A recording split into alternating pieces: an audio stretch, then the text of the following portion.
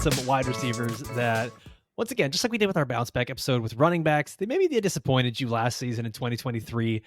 But we're hoping they can bounce back this year, give you some fantasy production and a good return on your draft investment. And once again, we're joined by Andy Behrens of Yahoo Fantasy Sports. And Andy, we're just going to kick this off right away with one of the players that you're talking about, and it's Drake London, wide receiver for the Atlanta Falcons. And we talked about a Falcons player last week, and it seems like we're all really excited about the Falcons and what their offense could be. Last season, Drake London was the wide receiver 42 in points per game. You've got him as the wide receiver 18, which that's actually one of the lower ranks in the industry. It seems like everyone is really, really in on him being a top 12 guy. So are we setting ourselves up for disappointment in that way?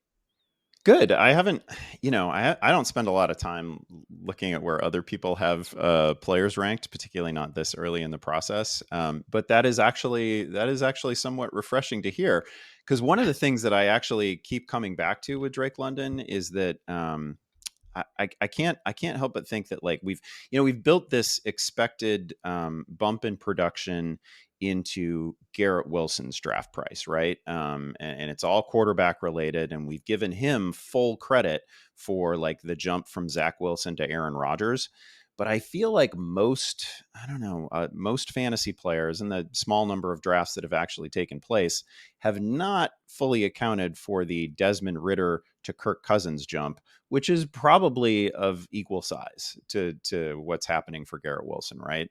So it is actually refreshing to know that the rest of the fantasy industry is even more into Drake London than I am. I mean, I think he's just a wonderful player. He's clearly a disappointment last year, only a couple of touchdowns on like 110 targets. Actually did lead the league in contested catches. He was 17 for 33 on contested balls, according to PFF. The guy's just a route winner. Longtime Matt Harmon favorite going back to the college days, which, whatever. I'm a fan of Matt's work for obvious reasons. And when he like plants a flag with a wide receiver, it really resonates with me. The other thing with London, he's just, he's sort of built like a classic X receiver, 6'4". But it sounds like they're gonna build a lot of layups into his. It's not gonna all be degree of difficulty stuff for him this year. There's gonna be some easy stuff, some sort of bread and butter NFL, normal routes where he doesn't have to be a superhero in order to pull it in. So very excited for his season, very excited for the upgrade in surroundings. And it's not difficult at all to imagine him as a top 12 receiver. And I just want to say that, Andy, I think your ranking where you have him as wide receiver 18 is much more. I think that's what we're going to see come redraft season. Right now, so many people are putting him inside the top 12, inside the top 10. But this time of year, and I know we said we weren't going to get like super in the weeds talking about like best ball and game theory and that. Go. But I think that's why he's being drafted there right now, because in a tournament where you're trying to beat over 600,000 other people, you're swinging for that high end range of outcomes. And if everything works out for Drake London, he could potentially be a top 3 wide receiver this year, and people are willing to take that chance. But I think when it comes to you and your buddies and you're sitting down, drinking some beers, drafting your fantasy teams against 11 other guys in August, I think a lot of people are going to see Drake London up there, and they're going to see some of the other names available, and they're going to lean towards Devontae Adams and Brandon Ayuk and maybe Chris Olave, Mike Evans, guys that have done it before. So I think you're kind of right to have him ranked there. And I think right now it's the best ball bros and the huge tournaments that are pushing him up maybe a little higher than he deserves to be because of the potential ceiling. And you mentioned something here with Drake London that I love that you said. It's him getting those easy layups, which to me, it's just crazy as to if you have good players, why not get them the ball the easiest way possible? But what we've seen in the past, he's not this like crazy athlete, this thickly built guy. He is a little more slender. He's not the fastest wide receiver on the field, but he can win with his route running. And I don't know, they got Zach Robinson over there in Atlanta coming in from the Rams. It seems pretty similar to what they've done with guys like Cooper Kupp and Puka Nacua, other players that weren't necessarily the fastest or biggest, but man, they can get open. And I think we're going to end up seeing a lot of that, a lot of those crossing routes for Drake London, who a lot of people have pointed to that he doesn't have a great yards after catch. Well, that's probably going to change in this offense, and it's going to give him more opportunity to make those big plays. So that's something that I know I'm pretty excited about with Drake London. Yeah, a lot of yards after catch too is a reflection of quarterback play, right? Like Mhm. that's, you can't, it's there are very few stats that you can just consider that you can consider in isolation, and that is very much not one of them. Oh, funny. I'm going to talk about yards after the catch with one of the guys I'm talking about on this show, and the one kind of outlier year and why it happened and why he's a bounce back candidate this year. That, kids, is what we call a professional tease. Good job, Kluge. You know what? I'm Uh, going off the rails right now. I think the show sheet says I'm supposed to talk about one guy well, next, but I'm wait, going to well, switch wait. it and talk about. Okay, but hold on to that. Hold your horses. All right, before we move on, before Dave takes over, I want to remind you guys there's tons of ways to enjoy our show. You can either listen to it on the podcast or watch on YouTube. If you're watching on YouTube, make sure you give this video a like, you subscribe to the channel, drop a comment down below, maybe talk about a player you think is going to bounce back, or maybe disagree with one of the guys that we have here on our list. And I want to let everyone know we've got a great giveaway going on here where we are giving away a coveted Scott Fishbowl spot. All you have to do, head on over to our audio podcast on either Spotify or Apple, leave a review, listen to the episode first, leave an honest review, hopefully 5 stars, it helps you win. Probably just going to say you're not going to win if you leave a 1-star review, but what I want you to do, take a screenshot of that, send that over to abrown@footballguys.com, and then you will be entered to win, and we'll announce the winner next Monday, and we'll be giving out a few more spots as the summer goes on here. All right, Dave, do your thing, go nuts, switch around my show sheet, go for it. I All don't right, even I'm know who going to you're talk talking about about. Diontae Johnson as a bounce back player. And, I was just looking through this morning because one of the things that, like, I think a lot of people have soured on Diontae Johnson is because of his yards after the catch ability. And I was looking at it today. You look at those Matt Canada years and the Kenny Pickett years, that's when Ugh. his yards after the catch completely fell off a cliff. If you look Yeah. historically, I mean, Diontae Johnson's been in the league since 2019. He's basically every single year been floating right around 5 yards after the catch per reception. And then in 2022, when we had a full season of Matt Canada and Kenny Pickett, that dropped to 2.9 yards after the catch per reception, almost half of his career average. But we saw that get back on track last year. And I think that's a promising sign. I think there was some concern that Diontae Johnson was just getting soft, that he didn't have it in him to be an NFL player. But I think a lot of the regression that we saw in his ability to generate yards after the catch just came from poor play calling and poor ball placement. So we saw that bounce back a little bit last year. But what really jumps out to me looking at Diontae Johnson's profile is that we've also seen his ADOT, his average depth of target, grow every single year since his rookie season. So now he's becoming not only a guy who you can get the ball in his hands and let him do things after the catch, he's also a guy who can get deep and win routes deep downfield. You talked about Drake London being a Matt Harmon darling. Diontae Johnson is another guy that Yep. Harmon has just been pounding the table for years. And now he's in a situation where a lot of people might look at this as a lateral move, right? Like going from Kenny Pickett to Bryce Young, but I am so invested, probably to a fault, in Dave Canales injecting just a little bit of hope into this Carolina Panthers offense. We saw him do it last year with Baker Mayfield and the Tampa Bay Buccaneers. We saw him do it 2 years ago with Geno Smith and the Seattle Seahawks. I think that we can see Carolina get back on track this year. I don't think Bryce Young is as bad of a player as he looked last year. And now bringing in Dave Canales, rehauling the offensive line, bringing in Xavier Legette, bringing in Diontae Johnson. I think it's all going to start clicking a little bit better.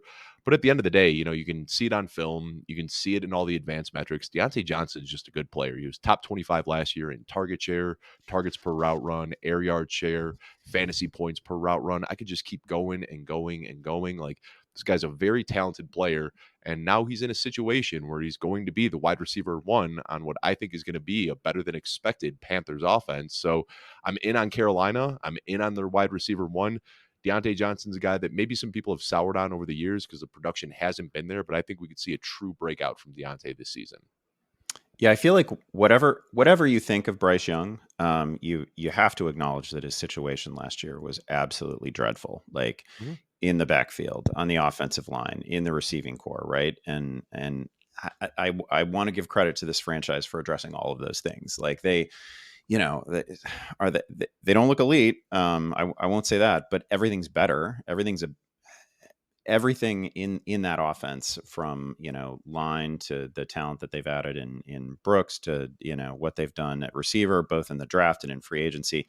um they're a better team, and if there's a better version of Bryce Young out there, we're probably going to see it. I think the world of Deontay's talent. I think he's one of the best separators in the league. I don't know that he has the best hands in the league, but I really do think he's a gifted separator and a huge talent. And like, remember, the ghost of Adam Thielen was fantasy relevant for about half a year last year. Like, and not just fantasy relevant, but like wow, is this guy going to finish as a wide receiver one? He was really useful. Diontae's a better player at this stage in their careers, so I think there's a genuinely realistic possibility that we get like a top 15 receiver season out of Diontae immediately. And I do want to point out Diontae Johnson had a career low drop rate last year. So like so many of the Hey, now. concerns that we had last year with Diontae Johnson, ability to generate yards after the catch, his ability to catch the ball, his ability to score touchdowns, he kind of checked all of those boxes last year and Yeah. quelled those concerns. But because the overall production wasn't there because of the terrible situation he was in Pittsburgh with Matt Canada and Kenny Pickett and I think Trubisky and I mean, it was all over. I think Mason Rudolph started a game too. I Gross. mean, it was bad Yeah. last year in Pittsburgh, and that is what impacted Diontae Johnson so negatively. But he checked all of the boxes to quell the concerns that we had about him, and now he's in what we presume to be a better situation. So yeah, I'm going to talk about Diontae Johnson a lot this offseason, Alfredo. Just get ready for it. No, I'm so in on Diontae Johnson. And like, for the record, by the way, can we I want to petition for us to stop talking about drops and drop rate. Like, it's just when you have good players, they get targeted more. So you're going to see more drops and drop rate. There needs to be that context. When you have a player that a quarterback trusts, they're going to trust them on some of those more difficult throws. So you will find some of those more challenging catches for them. Like, there's just a lot of context that goes into these stats that I think maybe someone who's not watching the games or just wants to find a negative, like, oh yeah, but Diontae Johnson, he drops passes. And it's like, I mean, he's Ingram. also a really good player. Evan Ingram was like Yep. Mr. Butterfingers for his first 5 years in the league, and now you look last year, like since he's been in Jacksonville, he's been one of the most sure-handed tight ends out there. It's you remember the drops, especially when they come in pivotal moments. And what was that game? It was a primetime game like 3 years ago where Evan Ingram had like the game-winning catch just go through his fingers, and then they showed it in slow motion, nonstop, like for the next week, and we remember that. And Diontae Johnson has had some horrific drops at terrible times throughout his career, but I'm in on Diontae Johnson. I don't know how many times I can say it. The stat is a little bit like using errors as your only measure of defense in baseball, right? Like it's a thing, but it's not close to the most important thing defensively, right? It's just one of many variables. It just happens to be the easy thing. It happens to be one of those things that really sticks in your head when some horrible error occurs. But obviously, the more valuable thing is how many balls can you actually get to. Anyway, you didn't need this to be a baseball discussion, but it but it is a little bit like it is that time of year. And there's also so many subjective. It's a very stats, rare like, baseball discussion here. like drops, and even you mentioned contested catches with Drake London. Like drops and contested catches, they're so subjective from one platform to another. Like PFF could call something a contested catch that another site doesn't, and the same thing with drops. And that's why a lot of times, like, we get so buried in the weeds looking at spreadsheets and stuff like that. The best thing you can do is just watch the game. And like, you cannot be a fan of football and understand the game of football and watch Diontae Johnson play and objectively say like, no, he's not a good wide receiver. Like, you just watch him play and the dude can play.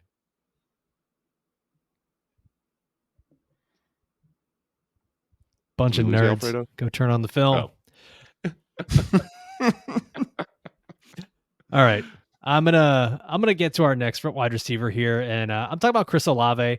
We talked about the Saints a little bit already in the last episode with Alvin Kamara, and last season Chris Olave, I think there was some pretty high expectations, same way we've had for Drake London and Garrett Wilson and all these guys. The only difference for him is, unfortunately, there's not a new quarterback. However, there is a new offensive coordinator, and I know last season Chris Olave was wide receiver 22 in points per game. I've still got him as my wide receiver 12, and I think he should be right there on that cusp of being a wide receiver 1, simply because the volume is going to be there. This was a guy who was 12th in targets, 15th in target share. Now Michael Thomas is gone. So you're telling me the guy who already got a lot of volume could potentially get more. Now the Saints bring in Clint Kubiak, who is running that 49ers offense, who goes heavy into play action.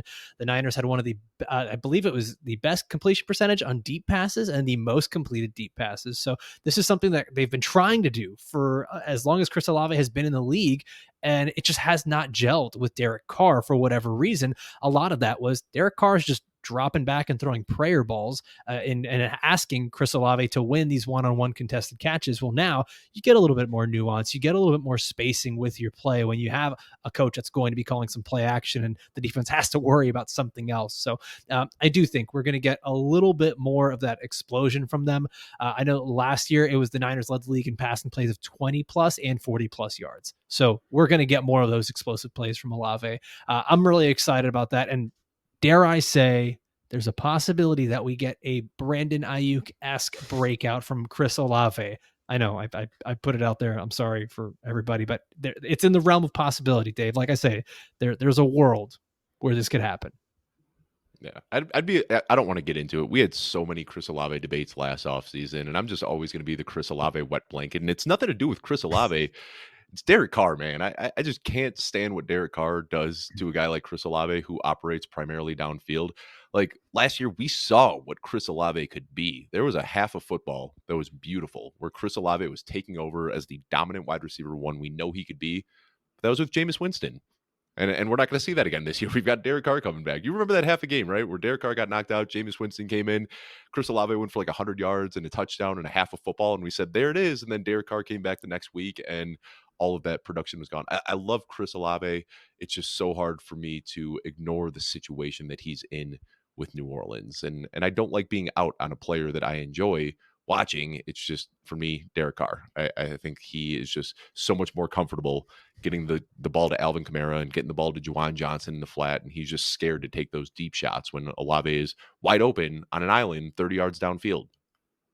There was also weird friction between Derek Carr and Olave last year, right? Like a number of on-field and sideline moments where you're like, that's a lot of emotion for Derek Carr to be showing toward a young player.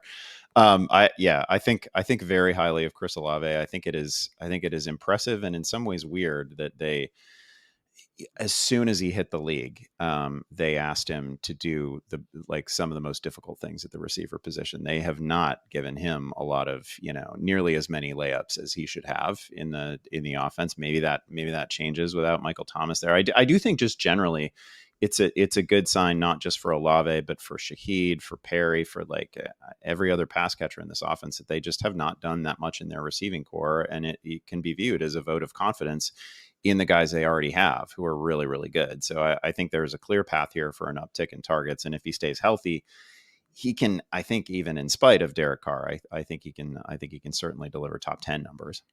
And I think the best case scenario is, we know Rashid Shaheed is a burner and he can win deep, and Olave can do that as well, but Olave is so much more versatile. So if they're running back the same offense that they had last year, similar to it at least, I want to see Shaheed in that role that Olave was in last year, where he's primarily lining up outside and running nothing but deep routes, and let Olave get some of those catches across the middle that we saw him doing at Ohio State, and let him take some of the shorter routes. We know he's got the speed to do things after the catch as well. I like Chris Olave. I don't like the role he's in, and I don't like the connection with Derek Carr. But if they could tweak a few things and put him in a different role this year, I absolutely see the ceiling case for Olave. Dave, I believe there's only one man who can stop these Saints pass catchers from being productive, and that one man is Taysom Hill. He just continues to be a thorn in everyone's side.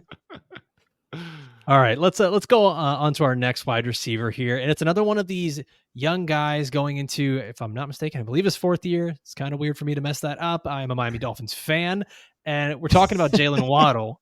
Last season, he was the wide receiver 20 in points per game. Andy, you've got him ranked as your wide receiver 21. And it feels like there's not many people that are lukewarm on Waddle or just have a centered opinion. They either believe that he can never be a top 12 guy because Tyreek Hill is there, or that, it's just he is going to go right back into being top 10, top 12 because the offense is so good. He's so talented. And it seems like you've got the right opinion here. It's just he's a guy that was hampered by injuries. It was touchdown variance. It was just a weird season last year. Yeah, he occurred to me as a candidate for this show because, man, people complained about him so much last year. One of the regular podcasts that I do with Harmon is, at least last season, we did like a panic meter podcast, right, where we just solicited people's, oh gosh, who we worried about this week, and we probably should have known this going into the season, but it's is the same list of names almost every week, to the point that we had to begin retiring them, right? And Waddle was one of those guys, right? Trevor Lawrence, obviously one of those guys, and Waddle was one of them too. And I just like some of the things that you have to remind people of with Waddle last season. First of all, it pretty much just came down to how many touchdowns he scored. You know, he slipped to like 4 TDs from 8, I think, the prior year. That can obviously rebound because it's an explosive offense. It's a great offense. It's, you know, we don't. Is he bad at touchdowns all of a sudden? No, of course he's not. This is a really good player. But the thing that you have to remind people of is that he entered last year with, like, you know, remember in camp, even late into camp, it was rib injuries, like maybe core muscle injury, right? Like he wasn't playing a lot in August and early September, and then he makes it back for the start of the season, but he's clearly a little bit compromised. And then he ended the year with a high ankle sprain. So it was just a year bookended by injuries, and he lost a lot of camp time. And he still managed to finish with like 70 catches and 1,000 yards, and he only played 14 games. It never felt like he was helping you. I get it, but that you look at the per route stats, it's really good. 2.63 yards per route run. That was 6th among qualified wide receivers. It was just behind CeeDee Lamb. It was just ahead of Amon-Ra St. Brown. Like this is a productive player when he's on the field. I just think it's one of those situations where, like, he had a really slow start. That slow start was injury related, and people just never forgave him, right? It felt like, oh man, this guy's killing me for the first month of the season, and then you never let it go. Yeah, and I think Jaylen Waddle is like, he's the perfect type of player you want to draft, because we've seen 3 seasons now, and it's been like 3 different stories for Waddle in every season. Season Yeah. 1, there was no Tyreek Hill there, and we said, wow, this guy can draw targets at an elite rate. And then year 2, Tyreek Hill shows up. Tyreek Hill becomes that wide receiver 1. The volume falls off a little bit for Jaylen Waddle, but then we say, wow, this guy can be an efficiency monster. Like we saw year 1, volume guy, year 2, efficiency guy.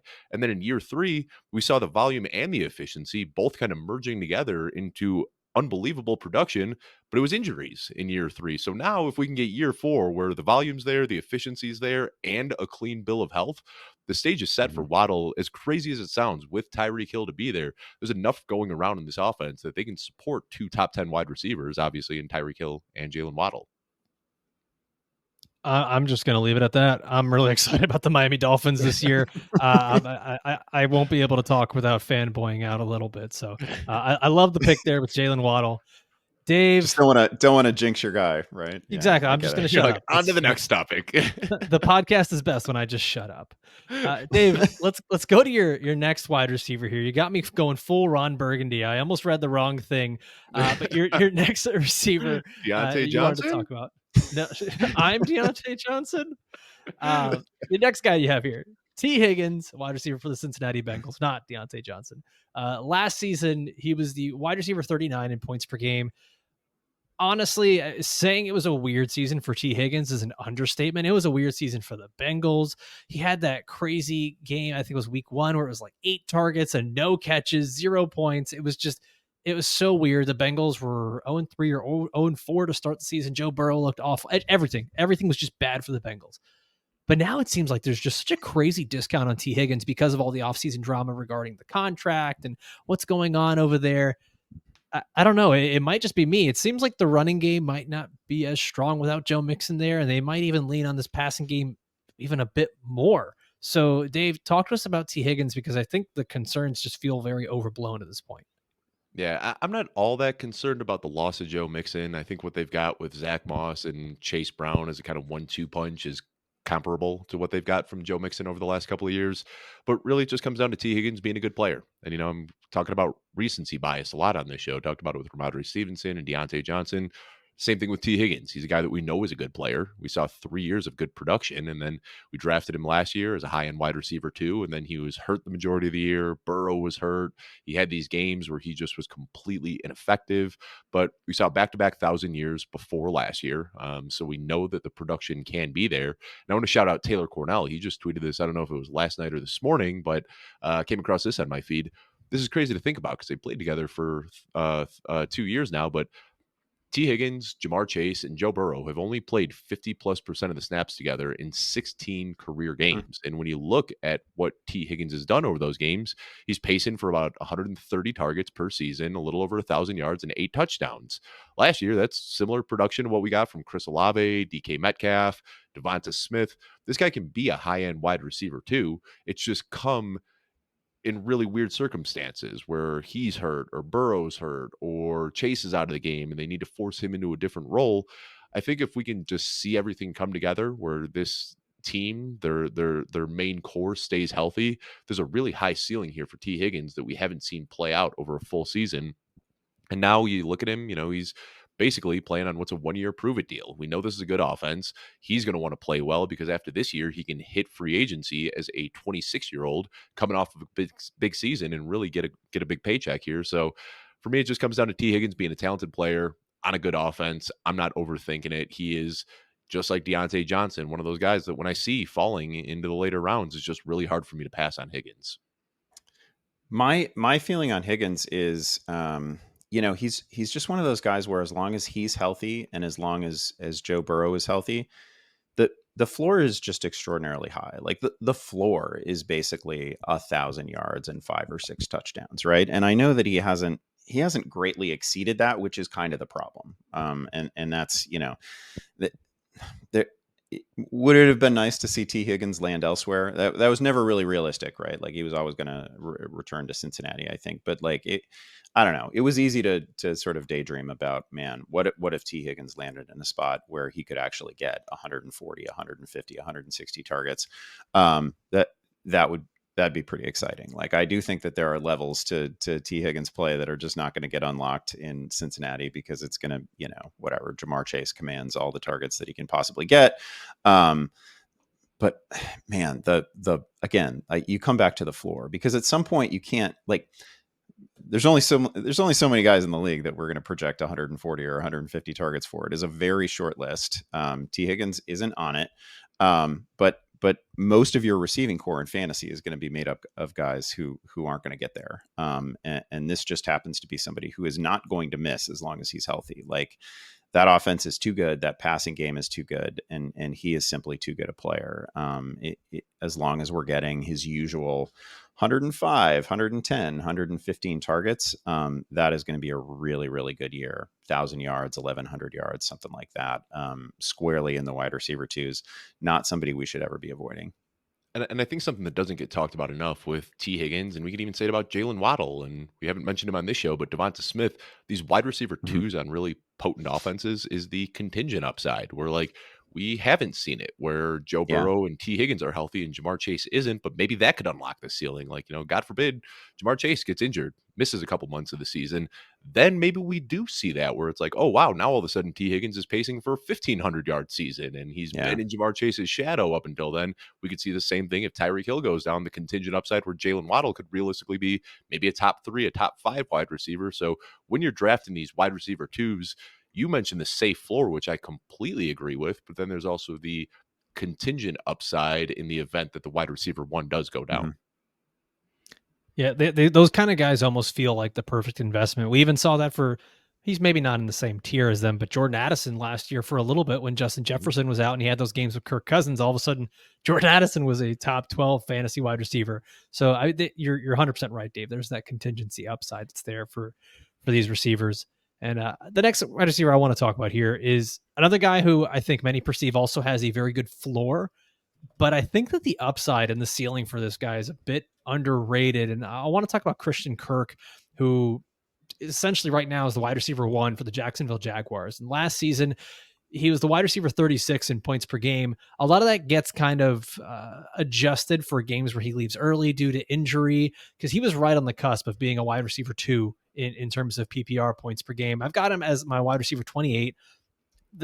For me, the thing is the cheap draft cost. Like, this is a guy, we get to draft him at what feels like his floor, where he's going like around wide receiver 29, 30, which I think is just crazy when you look at an offense where he's the wide receiver 1 for all intents and purposes. He really is. Like, Brian Thomas is a good prospect. It's going to take time for him to get there. Best case scenario, you have him doing what Calvin Ridley was doing last year. and Christian Kirk was still putting up these kind of numbers. Like we forget like all the numbers Christian Kirk was putting up last year was with Calvin Ridley.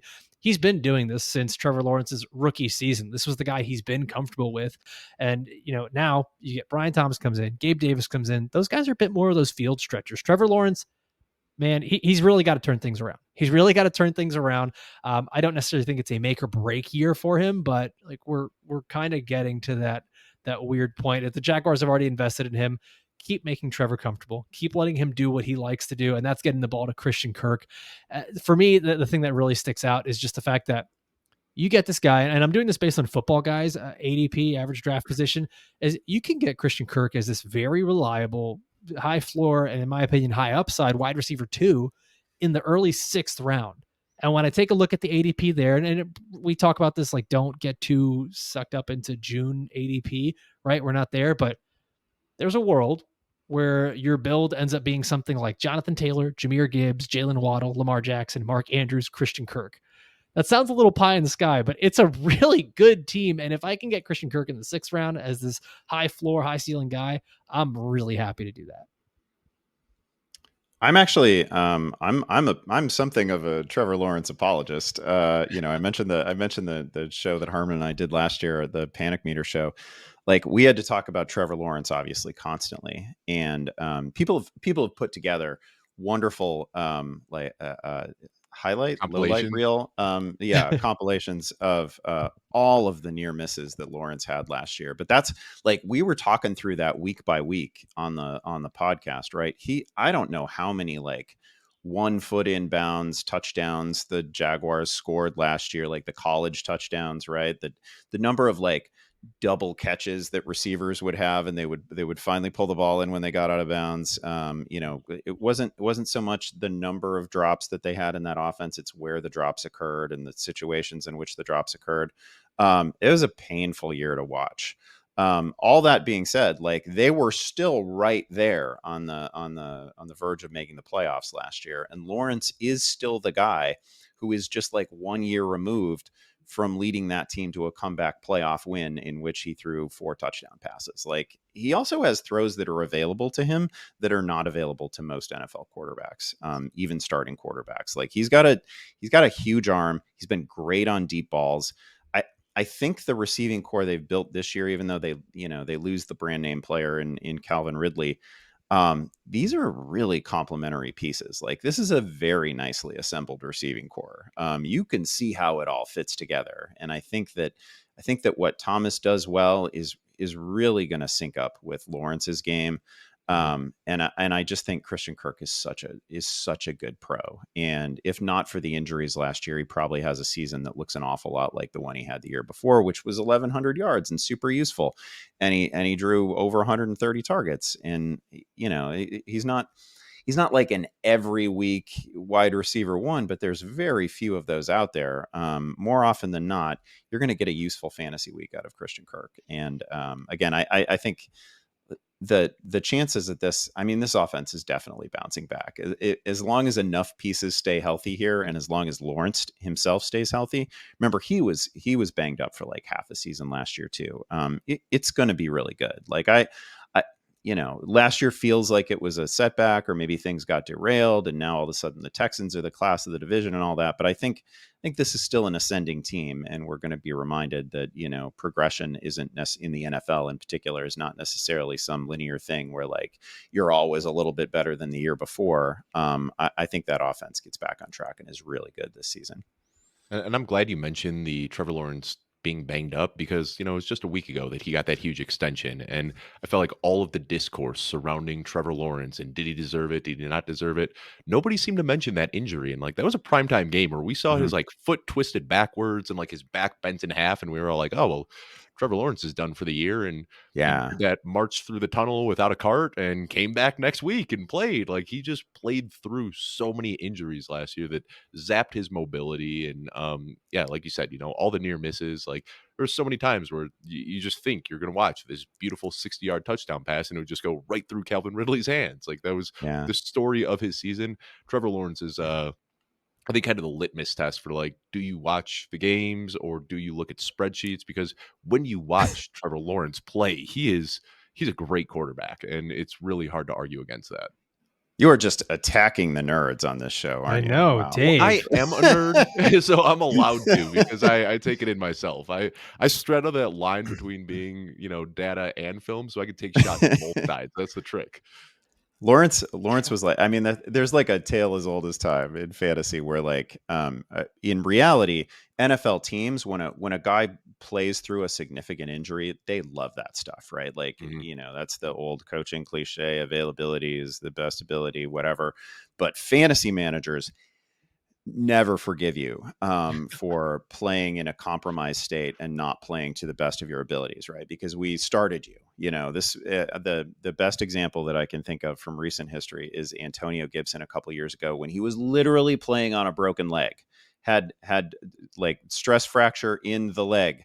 And they were making noises about how, oh, well, he can't injure it further by playing. It's a freaking broken leg. Yes, he can injure it further by playing on it.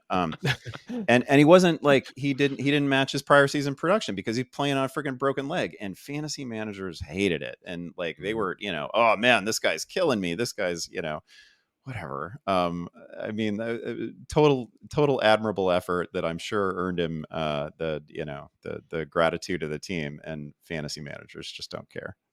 Yeah, but the efficiency analytics were down, so it doesn't matter. Yeah. Dave, you're taking shots at the nerds, man. They're not gonna like it. That's fine. Give us more of those angry comments. It helps the old YouTube algorithm. Dave, I see you. I see what you're doing. All right, let's get to our final receiver that we're going to talk about here, and it's another one of these guys that we've had that wide receiver 2 discussion. We've talked about guys who are supremely talented, but maybe not in the most ideal situation. It almost feels like it has all led up to this player right here, Jahan Dotson. I mean, gosh, does it like, it just fits everything. This is well written. Last season, Jahan Dotson was the wide receiver 70 in terms of half PPR points per game. Andy, you've got him as the wide receiver 56. It's tough to project what's going to happen here. Like, we know very little about the Commanders' offense. We sort of know Terry McLaurin's the top target. We know Jaden Daniels is this great rusher. He can make these explosive plays. We know Cliff Kingsbury is competent and can run an offense. But what makes you so confident about Jahan Dotson going into next season? I thought actually he was a good name for this particular topic, because I'm not sure I'm confident. I'm not gonna go so far as to call myself confident here. I'm not sure I even really believe this one. There's just a part of me that remembers who this guy was as a collegiate player, and that remembers some of what he accomplished as a rookie, and I'm not willing to give it up.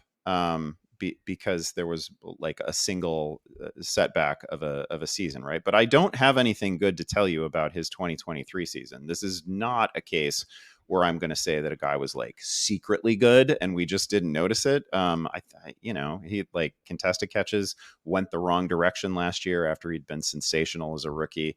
The yards per route run, you don't even want to look at last year. It was bad.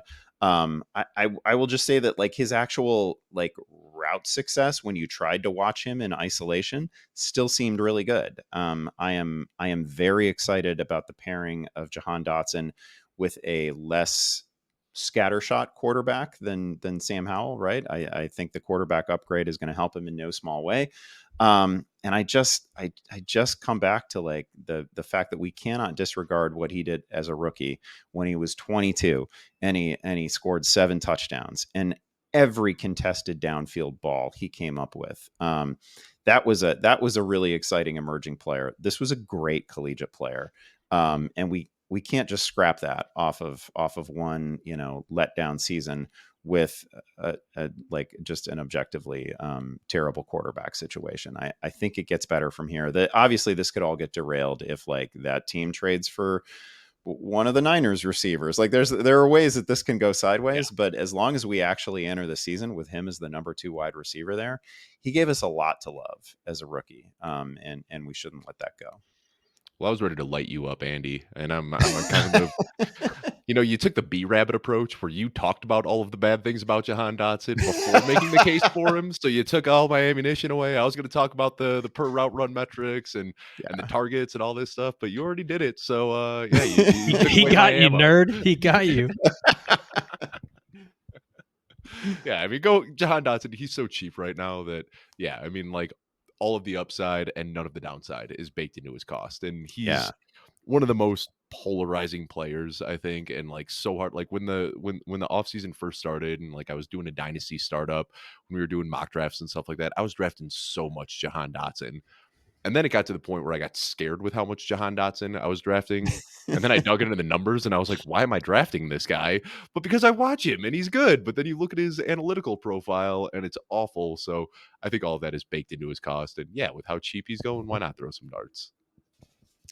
Yeah, with Jahan Dotson, I mean, you guys have said enough, so I'm not going to sit here and beat a dead horse. Just there's excitement with the offense. There's excitement with what Cliff Kingsbury brings to a passing offense, and it's not just that like he produced in year one, it's that there's heavy draft capital that has been sunk into Jahan Yeah. Dotson as well. This was a player that they took very early, much earlier than many people thought. So even in a down year, it's not like the team itself is going to give up on Jahan Dotson or just say, we don't really need to use him. We've got Terry McLaurin. They're going to keep using him. So Dave, I think when you capped that off there is that you've got all of the upside with this low draft cost. It's perfect. So Andy, I'm glad you brought him up. Well, gentlemen, that's it. We got our 7 wide receivers here that we think are poised or hopefully will be poised to bounce back in 2024. Dave and I are going to be back again next week on Monday. We don't have a topic yet, but I'm sure it's going to be loads of fun. We'll figure that out behind the scenes. As always, be sure to subscribe to the daily news updates from Football Guys. You get everything that you need to win in your fantasy football league sent to your email inbox by Joe Bryant himself. And as always, for myself, for Dave, for our special guest, Andy Behrens, we want to thank you guys for watching and listening all the way through. We'll see you next time. Adios.